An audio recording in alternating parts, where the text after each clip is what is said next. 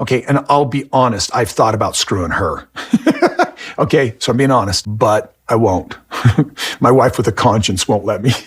Like, just making sure that... Here we go again. Another subtle attempt to make Robyn seem like she's actually got a heart. Seriously, the constant push to paint her as the human one is driving me insane. It's as if the whole world is screaming, Kody's doomed, but hey, let's at least make Robyn look like a decent person. It's painfully obvious, and I really wonder if anyone has ever actually changed their mind about her. Honestly, Kody looks downright maniacal in this, like he's one bad decision away from a full-on meltdown. It's like he has no conscience unless someone's standing there holding a moral compass and forcing him to use it. The man looks completely unhinged, constantly on the verge of a psychotic break. I came from the AUB to O, and trust me, I've seen this kind of thing play out. The big picture gets to be too much, and suddenly it's all too much for these guys to handle. And being told you abandoned a wife, especially when she's granted her eternal release, yeah, that's gotta be one of the worst things that can happen to a man. At this point, I wouldn't be surprised if Kody's on some serious meds just to keep it together. Yo, what's up everyone? Welcome back to ThreadoraTalks, where the conversations are always next level. I'm your host, Jenna, and today, we're turning things up a notch. Trust me, this is one video you do not want to miss, so let's dive right in. Sister Wives, a show that started off with such lofty goals of proving that polygamy isn't inherently abusive to women and children. And yet, by the end, all it really managed to do was prove the exact opposite. Bravo, Kody Brown, you've really shown the world what polygamy is really about. Financial and emotional abuse for the women? Check. Unquestioning loyalty to the man? Check. Emotional neglect for the kids? Oh yeah, absolutely. And let's not forget Kody cutting off his older sons. Total Warren Jeffs vibes there.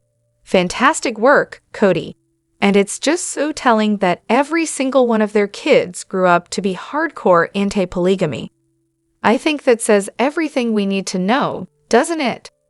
What gets me is how they continue to insist that polygamy is this great thing, but then can't stand each other. They're all supposed to be this harmonious family, but none of the wives seem to like each other, and the kids can barely tolerate the whole situation. Kody's little fantasy of one big happy house is another gem. If he wasn't so deluded, he'd realize that the problems aren't just lying to themselves, but also lying to everyone watching. Honestly, I think they might have been fine if they'd stuck with just 3 wives. It might have at least spared them some of the drama, especially if Robyn hadn't bulldozed her way to becoming the favorite and Kody hadn't just fallen all over her. That really messed everything up. In the end, they've given us a full picture of what happens in a modern, religious-based plural marriage with a whole bunch of kids involved. Spoiler alert, if the husband's a total dud, and one of the wives is totally selfish and immature, everyone else is going to suffer. Kody, in particular, completely failed to follow the basic principles that their faith and family supposedly believed in. But hey, what's a little hypocrisy when you've got a show to film, right? Robyn is seriously out here crying about her kids being left out, all while her own kids are busy celebrating Christmas with their dad. Meanwhile, Janelle and Christine are juggling their own kids at Maddie's and at their own places, trying to explain why their kids aren't with their man-child dad, Kody. And yet, Robyn is the one throwing a tantrum about her kids being neglected. It's beyond ridiculous. She's completely self-absorbed and somehow managing to raise her daughters with the same sense of entitlement. How ironic. Her kids are the ones left out, kept away from their bio dad. And she's out here playing the victim. And let's not forget, she's the one who pulled the plug on her kids joining the gift exchange in the first place. She's the reason they're not hanging out with the other kids. Honestly, as a 37-year-old, all of this is absolutely infuriating, and for a very specific reason. There was a time when they all talked about how Christmas would stay the same, huge celebrations, fitting everyone into the big house with the grand living room, all of it. But let's be real, that's not how it works when you're a grandparent. Christmas is about your kids, especially the ones who aren't married with their own families yet. Sure, every situation is different, but what about Mitch's parents? Or Caleb? Or Tummy? Doesn't he have a big family too? It's baffling that they can't grasp the simple truth that as the years go on, the focus shifts. Now it's about your kids hosting and figuring out how to divide time between in-laws in their homes. The real problem here is a bunch of adults who can't seem to understand that they're not the center of the universe anymore. Did they just forget that their own parents didn't show up for Christmas once they had kids of their own? Were they all trekking to Wyoming every year? No, because the parents had their own families to tend to. The pond drama, what a treat. Kody says Meri doesn't like to share resources, so she can't have the lot with the mud hole. Sorry, pond. So the solution? Give Meri Christine's lot, minus the pond, of course. Seriously, what's the issue here? I can't believe Kody can say with a straight face that Meri doesn't like to share resources. This is the same guy who's living in a house partly funded by Meri's Vegas property sale money. Imagine the receipts she could pull out from all the deposits she's made into the family account over the years. And then there's this whole fight over a drainage pond, because clearly that's what they need to be bickering about. Most of the time, there's barely even water in it. I have a pond near me that dries up and stinks like death. Plus, it's a mosquito paradise. Honestly, they should be fighting for the land farthest away from it, not over it. And don't even get me started on Robyn's little, I need my share in case we split line. Yeah, but you're already a legal wife, so Kody would legally owe you half, unlike Meri and the others. Meri should have called her out on that one. What a mess. Let me just start by saying, I do like Janelle, Meri, and Christine, each for their own reasons, though, let's be real, I don't think I'd ever hang out with any of them. I can even throw a little sympathy Robyn's way at times. But honestly, I feel for Meri the most. Why? Well, let's break it down. Meri's the one who took the most permanent damage from this whole mess of a lifestyle. Here's a woman with so much to offer a traditional family. She's got the skills, cooking, running a household, entrepreneurial spirit. The type of person you don't really appreciate until you're older and realize she's the one who was always fussing about the mess, but made sure you had the best opportunities. She's got a big, fierce love, and yes, her personality is a lot, but she's a lot in the way that only someone who really cares could be. And let's face it, Meri's the kind of woman who definitely isn't cut out for polygamy. Seriously, she might have thrived as a man in that system, but that's a whole other story. Anyway, whether fertility issues played a part or not, in a traditional marriage, I'm pretty sure she'd have had more kids. She loves sentimentality, which, surprise, surprise, doesn't really fit into the whole polygamy vibe.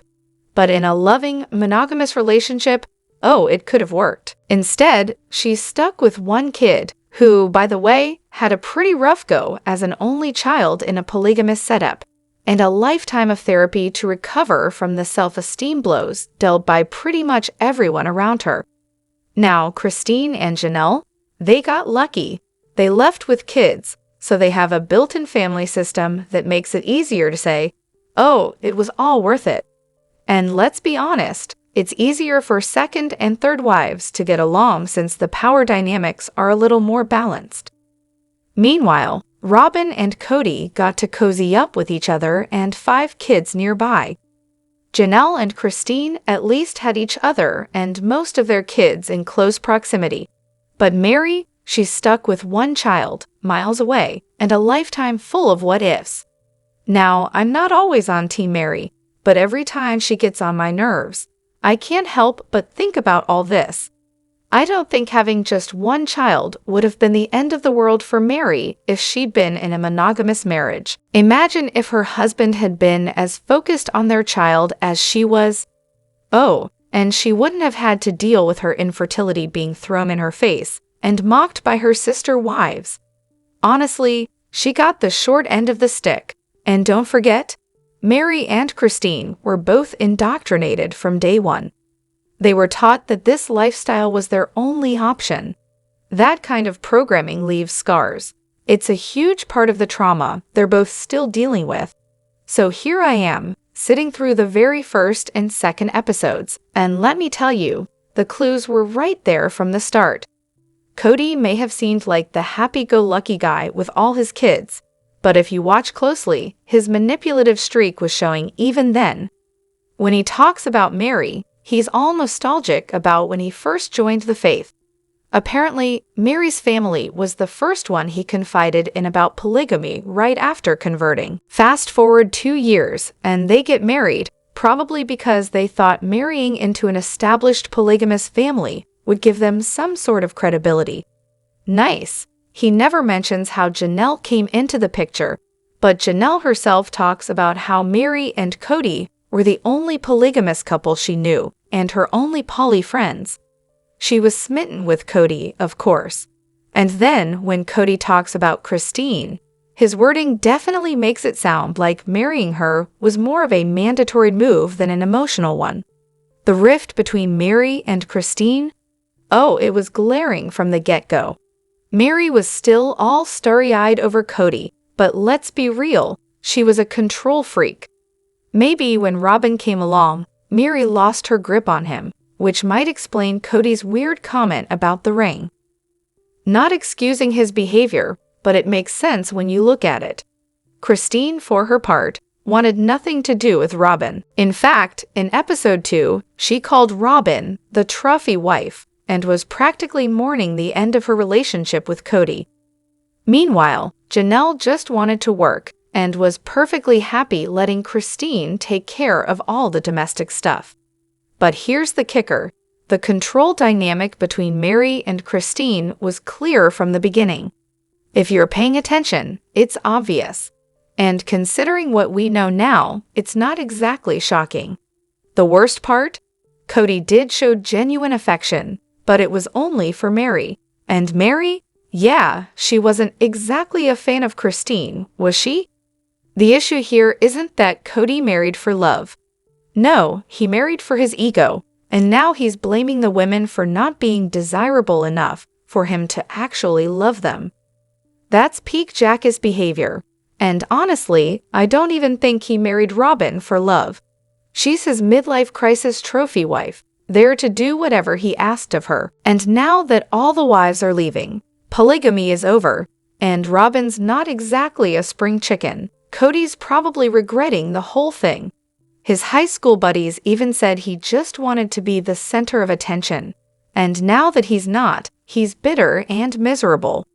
I've spent a lot of time in therapy, reading books on relationships and mental health, so trust me, I saw the red flags from a mile away. The biggest one for me was the whole rock tower moment with Kody and Christine. He couldn't even hear her needs, which was a huge red flag. And let's not forget Robyn, who's been crying since the very first time we met her. And this time, well, those were real, semi-sincere tears. Maybe her tear ducts just ran dry after all that practice. But the best moment of the whole episode, when they're doing yard work, and Logan just looks at Kody with a smirk. It was like he knew back then that his dad was a total douchebag. Oh, and Meri and Christine actually got along better than Meri and Janelle. Funny how that worked out. Pretty sure Meri and Christine said they were close before whatever happened to ruin that. What exactly does safe mean to them? I hear it thrown around by almost everyone on the show. Meri, Robyn, Christine, Janelle, and even some of the kids. But what are they actually talking about? Are they worried about a physical confrontation? Or is it more emotional, like I suspect? If it's emotional, what exactly are they afraid of? That someone might call them out on their nonsense? That someone might spill the beans to Kody? Honestly, it doesn't make much sense to me, and it feels like they're just hiding behind therapy speak to avoid confronting each other. It's so frustrating. There's no real sense of discomfort, at least none that's clear to the rest of us. For them, it's an excuse to avoid being held accountable, to dodge any real adult conversations, and to avoid being called out period. The moment something gets even a little uncomfortable, suddenly it's unsafe. It's a classic cult phrase. Those people aren't safe, meaning anyone who isn't part of their little bubble. Even Christine's mom wasn't safe when she left the faith, but here's the thing. It feels like they've taken this cult language, mixed it with some therapy jargon, and now it's just their way of saying they don't want to be uncomfortable.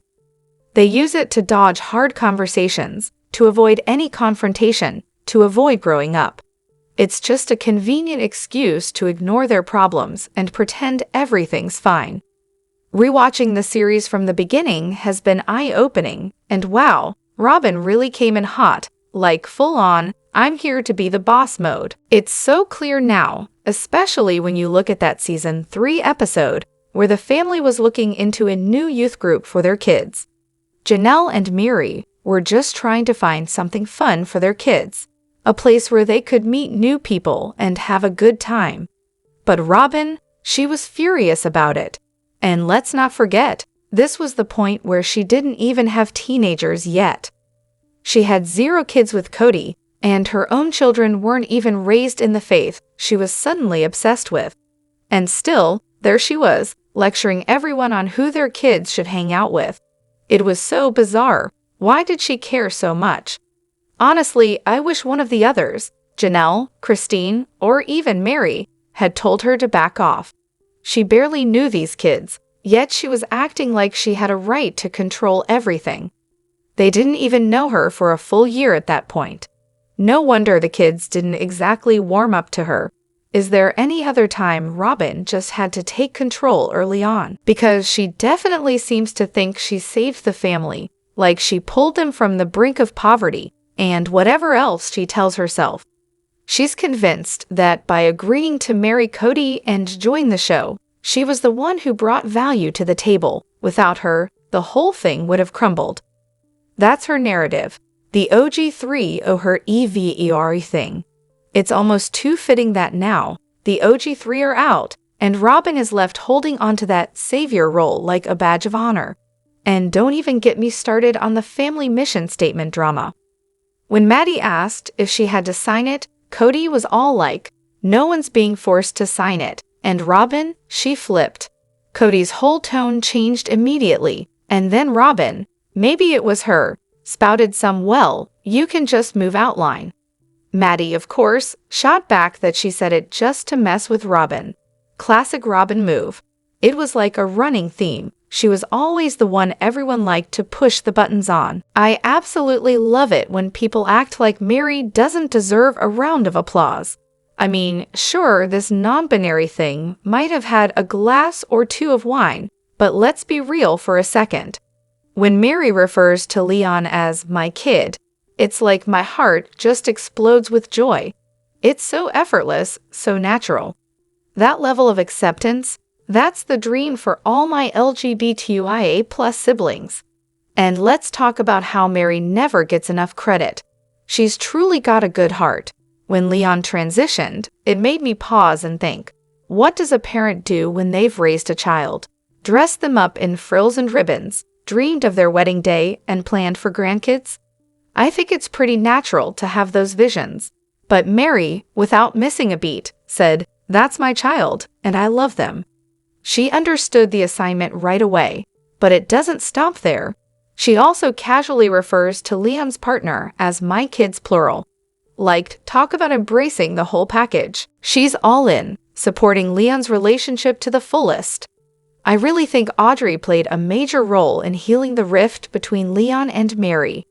The fact that Audrey and Leon fit right into the family proved to Meri that no, the world wouldn't end just because Leon was different.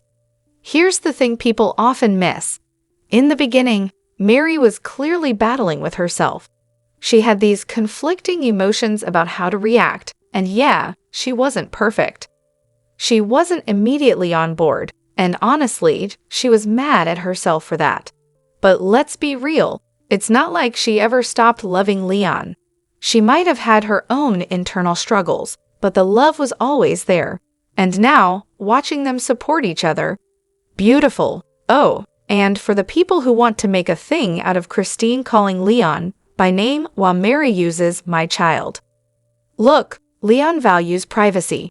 We all know Christine has had her moments of crossing boundaries with her adult children, but Meri, she was doing the right thing here. And can we just take a moment to appreciate that Meri uses Liam's correct pronouns? Especially considering Meri's background in the AUB, where being part of the Rainbow Mafia was, like, not even close to okay? That alone speaks volumes. Meri's growth in understanding and accepting the LGBTQIA+ community is impressive. I honestly respect how far she's come on that journey. Oh, where do I even begin? This last episode was a masterclass in annoying, redundant nonsense. Robyn's big revelation about waiting for her children to ask her to come back. Really? After years of this saga, that's what we're supposed to believe? What a load of absurdity. And then Robyn, in all her wisdom, casually drops that she didn't want Kody to divorce Meri and marry her. Seriously? I mean, I love that they threw in her reaction from back when that all went down. But honestly, watching this woman is like watching a car wreck. Hard to look away, but totally unhinged. And of course, we're still rehashing the whole Meri-Kody drama with the friends. I'm barely 23 minutes into this episode, and I'm already disillusioned with the entire show. The kids? Yeah, they're the only thing that keeps me hooked, but the moment they hit adolescence, we're stuck with the adults, who, let's face it, are about as exciting as watching paint dry. Just like with Little People, Big World, once the kids grow up, the magic fades, and we're left with the same tired drama. But hold up, Robyn didn't stop there.